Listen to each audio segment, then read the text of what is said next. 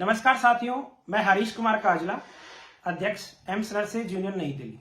साथियों, एक ये जो वीडियो संदेश है इसके माध्यम से भोपाल एम्स के अंदर हमारे एक नर्सिंग ऑफिसर्स के साथ जिस तरह का दुर्व्यवहार किया गया ग्रुप ऑफ डॉक्टर्स के द्वारा, उसकी और जिस तरह की चीजें आई हैं बाद में कि उन्हें प्रशासन के द्वारा एक ऑफिस मेमोरेंडम भी दिया गया है, तो इन सब बातों को लेकर वहां के जो एम्स भोपाल के नर्सिंग ऑफिसर्स हैं वो आंदोलित हैं।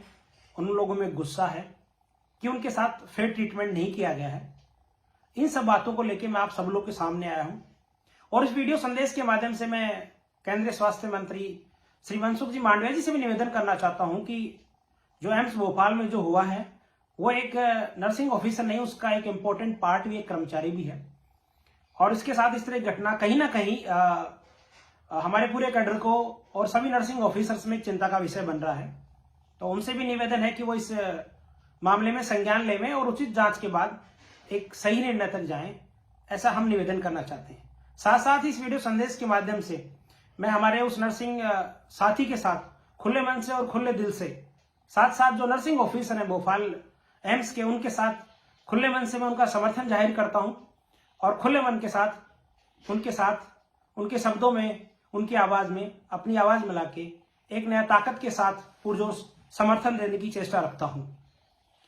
साथियों, जैसा कि एक वीडियो भी इस मामले में वायरल हुआ है, उसके अंदर कुछ ग्रुप ऑफ डॉक्टर्स हैं, वो हमारे नर्सिंग ऑफिसर्स को भला बुरा कहते हुए दिख रहे हैं, साथ साथ उसे प्रेशराइज कर रहे हैं कि तुम्हारी हिम्मत कैसे हो गई कि आप इस तरह का हमें गाइडेंस दे सकते हैं। तो वाकया ये था कि हम जब नर्सिंग ऑफिसर एक पेशेंट केयर करते हैं तो उसकी पूरी जिम्मेदारी नर्सिंग ऑफिसर्स पे होती है कि उसे कोई इन्फेक्शन ना हो, सराउंडिंग एनवायरनमेंट अच्छा हो, तो हम उसके रिलेटेड जितने भी काम है वो सारे काम हम करते हैं। लेकिन वहां जो बायोमेडिकल वेस्ट मैनेजमेंट को ग्राउंड लेवल पे जो काम करने वाले लोग हैं, उनकी तरफ से एक मैसेज दिया गया कि यहाँ पे जो डॉक्टर्स हैं, अभी जो ड्यूटी पे डॉक्टर्स हैं, उनके द्वारा प्रॉपर प्रोटोकॉल फॉलो नहीं किया जा रहा। सर, आप इनको प्रॉपर आप बता दीजिएगा, मैसेज दे दीजिएगा। तो ये नर्सिंग ऑफिसर की जिम्मेदारी बनती है कि इन्फेक्शन की रेट कंट्रोल हो और मरीज जल्दी से ठीक होकर अपने घर जाए। तो उसने अपने कर्तव्य का निर्वहन करते हुए उन माननीय जो महोदय डॉक्टर उस टाइम पे ड्यूटी थे, उनको बताया कि आपने कुछ एरर्स किए, आप उन्हें करेक्ट कर लीजिए। लेकिन उन्हें वो अच्छा नहीं लगा। उनको लगा कि इस हेल्थ केयर सिस्टम के बॉस हम टॉप पे रहते हैं और हम ही सब कुछ है, बाकी कुछ नहीं। इनकी हिम्मत कैसे होगी इस तरह से एक नर्सिंग ऑफिसर हमें कैसे सलाह दे सकता है। इसी मामले को लेकर उन्होंने अपनी एक समझ बनाई और अपने जो सीनियर डॉक्टर्स थे उनको बुलाया और हमारे नर्सिंग साथी के साथ उन्होंने क्या किया, सब आप लोग वीडियो में देख रहे हैं।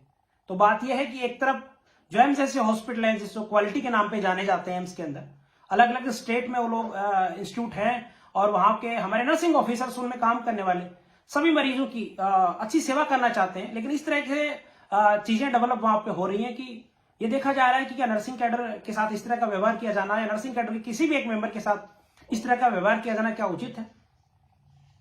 सीसीएस रूल के तहत उन्हें एक मेमोरेंडम थमा दिया जाता है। तो सीसीएस रूल तो सभी के लिए समान है।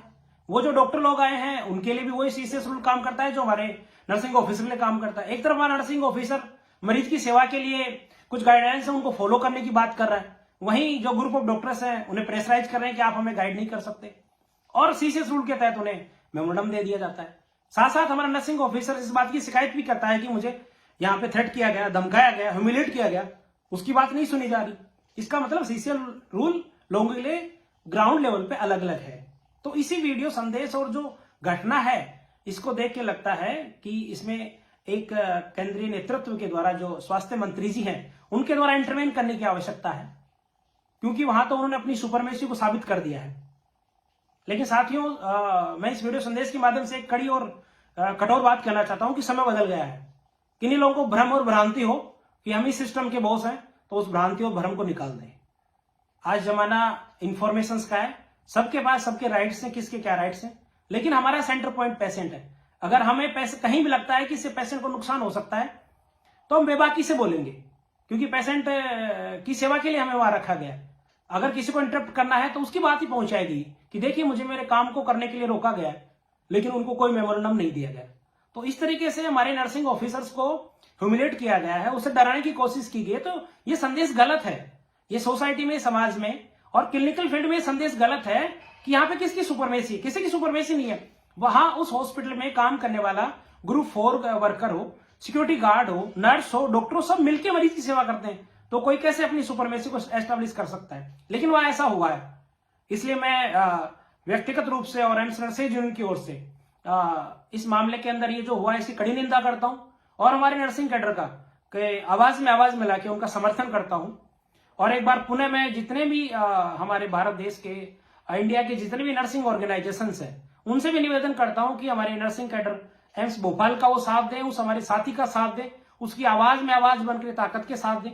और वो लोग लगातार आंदोलन भी कर रहे हैं, रात को भी वो लोग बैठे थे, ठंड के मौसम में वो लोग आपसे गुहार कर रहे हैं, आज ही वो लोग बैठे हुए हैं। तो मामले को सुलझाया नहीं गया है, क्योंकि एक नर्सिंग ऑफिसर ने यह हिम्मत दिखाएगी कि मेरी यहां ड्यूटी मरीज की सेवा के लिए है, ना कि आपका ऑर्डर सुनने के लिए, ना कि आपके द्वारा ह्यूमिलेट नहीं होऊंगा मैं। तो उसके साथ इस तरह का व्यवहार किया गया है। तो मैं जितने भी नर्सिंग ऑर्गेनाइजेशन उनसे भी निवेदन करना चाहूंगा कि वो हमारे साथी की आवाज में आवाज बने, उनका पुरजोर समर्थन करें।